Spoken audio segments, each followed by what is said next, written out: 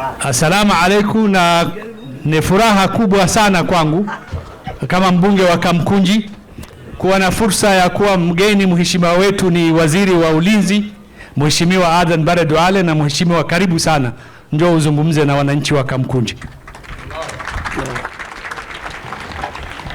Takbir, takbir, takbir.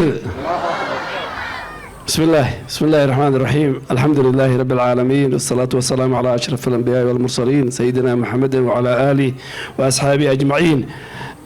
أولا وحان رويان هذا وين عليو شيخ عبد الرزاق جير جنرالك يا رجل الله شقيه وحلفده سوء أبابولي وتضوي 8 سنة سوء ودي iyo macallimiinta ka imaadeen dugsiyaha faraha badan iyo madaarista wadanka iyo waalidka iyo ardayda iyo xildhibaankeena qiimaha badan Mheshimiwa Yusuf, culumadeena u horseedo Sheekh Maxamed Umul, iyo hooyooyinka iyo martida kale. waan mahadsantihiin. shirkan shirka qiimo badan oo ka fiican oo bisha Ramadaanka la qabto ma jiro. waa shir lagu xusaayo kitaabka Ilaahay, lagu karaameynaayo oo kor lagu qaadayo, lagu aqoonsanayo. marka shirkan waa shir fiican, waana mahadsantihiin aad nagu yeerteen.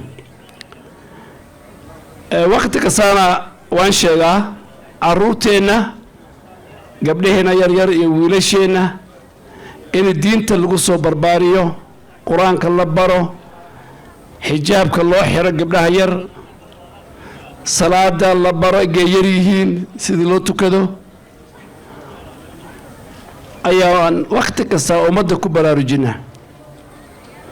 ummadda muslimiinta khaasatan bulshada Soomaalidana waxaan rabaa inaan Ilaahay u baryo ay noqdaan ummadii sidii hadda muuqato wadanka Kenya, ummadii Ilaahay u soo bixiyo diinta, madaarista, masjidada, masaakiinta la quudiyo. badi ummadda Soomaalida waxay ku bixiyaan xoolahooda iyo aqligooda, hantidooda, xoogooda, ayagoo ay noo horseedayaan waqti kasta culumadeena weyn iyo culumada kale iyo maalqabeenta. marka Sheekh Cabdirashiid waxaan leenahay maanta waxaan leenahay waa ambaliyo reer Madoogaasha. Sheekh Umar waxaan ku dhahay Madoogaashana aadna waay. reer Madoogaasha waa in loo tago waay, tagweynidaan tagna waay. Sheekh Umar waan soo fiirnay madrasada iyo culumadaas aan maalin la soo hergelno. wadadana waa furan Soomaa waa laami. gaarsi Madoogaasha waa 45 daqiiqo baabuur. marka waxaan leeyahay soo dhawaada. I think today we are here part of our normal community engagement during the month of Ramadan, where we preserve, protect, and take it to another higher level. The teachings, the learning, the reading, the recitation, the completion of the Holy Quran. That's why you are here. And it is a duty of every Muslim to teach his young ones the reading, the recitation, and the memorization of the Holy Quran. Because it's a very central to the teaching of the life of a Muslim. So I really want to thank the organizers, the teachers, the students, the parents, our Member of Parliament for Kamkunji for organizing this event. It's at the right time.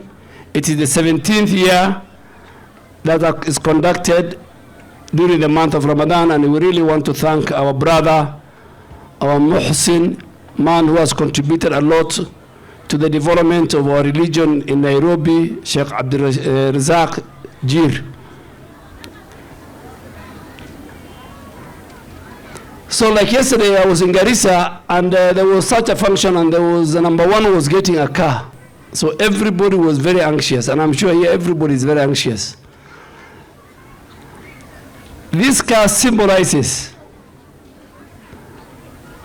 to the community the importance of reading and reciting and memorizing the Holy Quran. So I really want, I don't know who they are, who will be the recipient, but I am sure it must be among these this crowd. And I really want to thank his parents, his father and mother, for making sure that their child attained this level.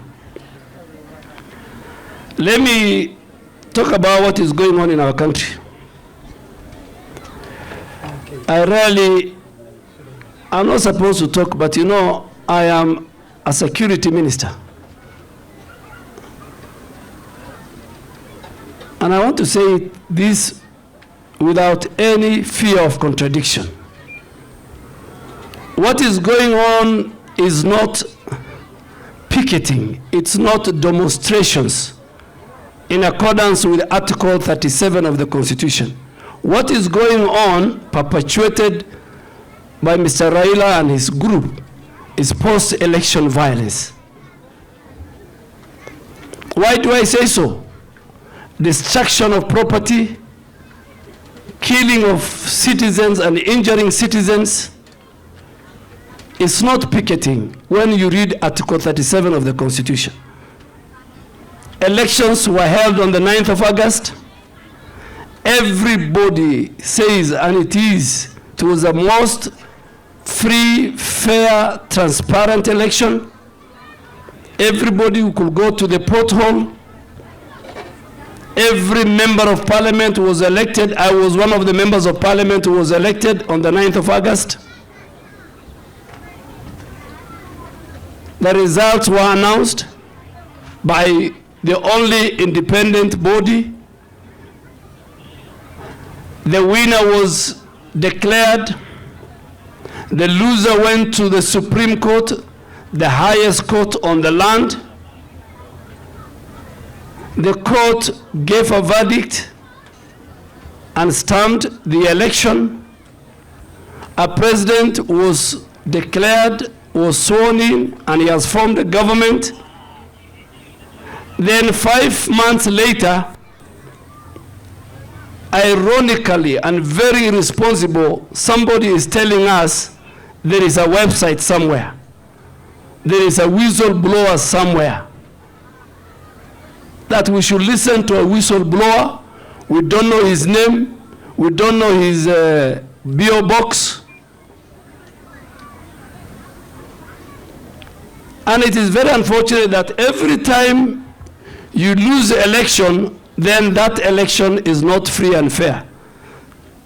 You lost 5 times, so elections in Kenya will only be free and fair when you win, Mr. Raila Odinga. And we know that all of these, what is going on, has been choreographed. It was choreographed in a meeting that took place in Mombasa in December, chaired by the former president, Mr. Kenyatta. Because they said William Ruto will not become a president, but Allah says the next president of the Republic of Kenya will be William Ruto. Now, Mr. Kenyatta is not retiring the way Moi retired. It's not retiring the way Kibaki retired. Mr. Kenyatta committed very serious offense to the people of Kenya. And I was a leader of majority. I was an insider. Mr. Kenyatta used the criminal justice system. Many people were killed in Kenya in the extrajudicial killing. Even here in Isili, young men disappeared. Mothers lost their sons, their fathers, and their husbands. Bodies were thrown in River Yala, in Tana River. Mr. Kenyatta perpetuated under his leadership. Mr. Kenyatta perpetuated what is called state capture of the business in Kenya. People could not sell milk other than Brookside in the city. He could not sell. Many businessmen who are in the milk business, even here from my community and from Isli, could not sell because Mr. Kenyatta said, even if you have a cow, I'll tell you when to milk the cow and where to take the milk and at what price will you sell. He killed businesses because of state capture. Mr. Kenyatta and his team, as we were voting on the 9th of August, the first week, people were voting, results were being counted. Mr. Kenyatta was forcing the controller of budget to sanction and approve billions of shillings that was going to his family. Now Mr. Kenyatta is telling us, if you want Kenya to be very peaceful, don't touch me, don't touch my family. I want to tell him from here, your family, yourself, under the Constitution, you are like other ordinary citizens. There is no difference. The Constitution protects every citizen. So we are telling him, it is a function of government tomorrow. The security sector tomorrow will protect each and every citizen and their businesses. You saw on Thursday, Mr. Kenyatta and Mr. Odinga, what you are doing is hooliganism. People are being stabbed. Supermarkets are being stolen. Cars are being burnt. How long do you want to spill the blood of the people of Kenya, Mr. Odinga, for you to pick the Bible and say, I am going to be the president? So even if he walks on dead bodies and at the far end, he is sworn in as the president, Mr. Odinga has no problem. No. There is no demonstration going on in the whole country. It is only going on in Kibra, his backyard, in Malara here, in Kisumu, in Homa Bay, and in Migori. Even in Ukambani, where Kalmad comes from, there is no demonstration. The international community has said what you are doing is wrong. The people of Kenya have said what you are doing is wrong. And also we are telling you, please keep off Isli. Isli, Westlands, CBD, Upper Hill contribute 85% of the economy of Nairobi and Kenya. So you can go and picket. Please picket in your house. Don't come and affect the good people who are doing business in Isli, Westlands, Parklands, CBD, Upper Hill. Na tutasema mambo mingi sana sisi. So tomorrow, bari dawladda mas'uuliyad ka saaran inay qof kasta oo shacab ee wadankan iyo hantidiisa iyo noloshiisa ay ilaaliso. Waxa ninkan uu wado on soo dhameyn waqtiga gaabane waa mid ay Soomaaliya ay dhigi jirtay waraaba la tagis barte kareegis caabay ku tahay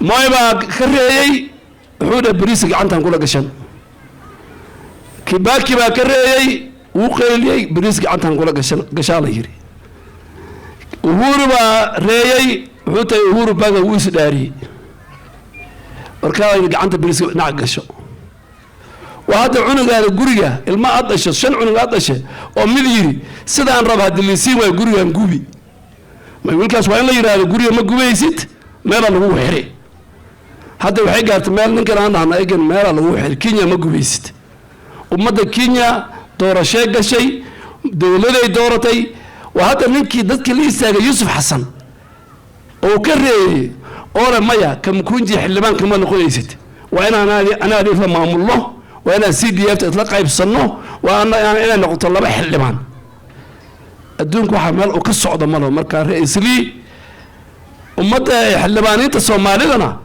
anaga siyaasi waan ka baxay baarlamaanku ma dhex jiri guriga baarlamaanka waa inay ku difaacaan diinta islaamka iyo ummadda Soomaalida iyo Isli iyo meelaha Soomaalida degan maadaama ay Soomaali soo dooratay marka xildhibaanada Soomaaliyeed dhowr iyo 30 waay waa inay waqtigooda iyo xoolahooda iyo xoogooda iyo aqligooda ummadda u huraan marka Sheekh Cabdirasaaq waad mahadsantahay soo dhawow ilaahay ku barakeeyo kutubka ilaahay aad maanta noogu yeertay inaan sharafno inaan cizno inaan kor u qaadno annakana waxaan leenahay hooyooyinka sidan ilmihiina yar quraanka u bara gabdhihiina xijaabka sidan ha u xirtaan wabillahi tawfiiq